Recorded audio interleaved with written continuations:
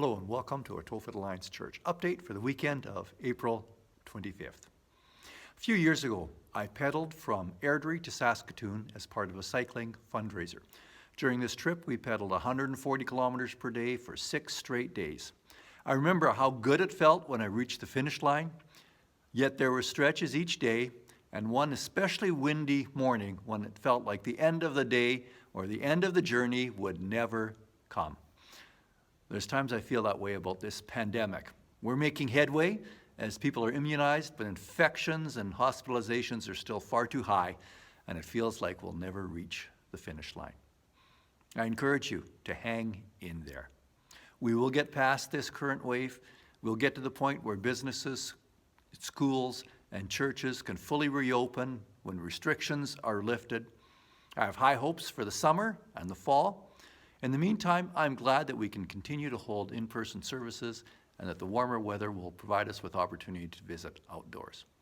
But if you're trying to hang on in your own strength, you may lose your grip or you may lose hope. Listen for the voice of the Spirit who gives assurance, strength, and hope. Scripture reminds us, He gives strength to the weary and increases the power of the weak.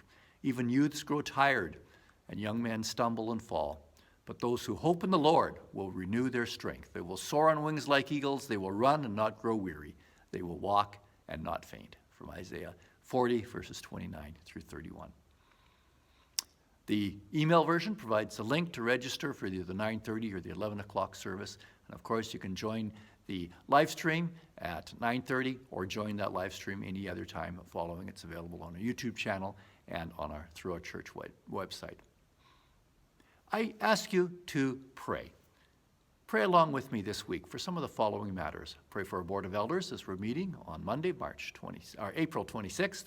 Pray for those in our congregation who are facing some health challenges. Pray for college students and young adults who are needing employment.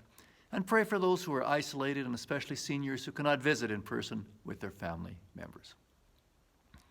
Our message series is, I Declare, Foundations for Following. For the past several weeks, we've learned from the discipleship journey of Peter.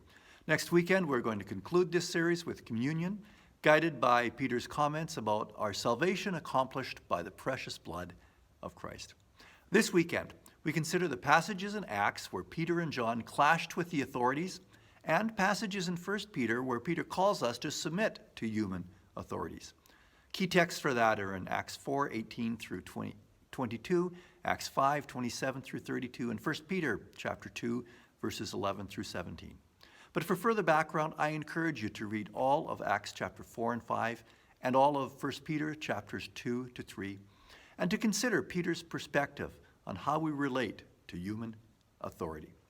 Notice the two declarations, both made by Peter. We must obey God rather than human beings, and also submit yourself for the Lord's sake to every human authority.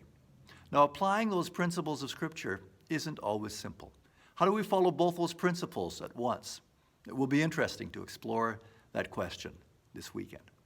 So I hope you can join either at 9:30 or 11 on Sunday, or a live stream, or anytime following that as the YouTube video remains up on YouTube following that. Thanks for joining. Take care, and God bless.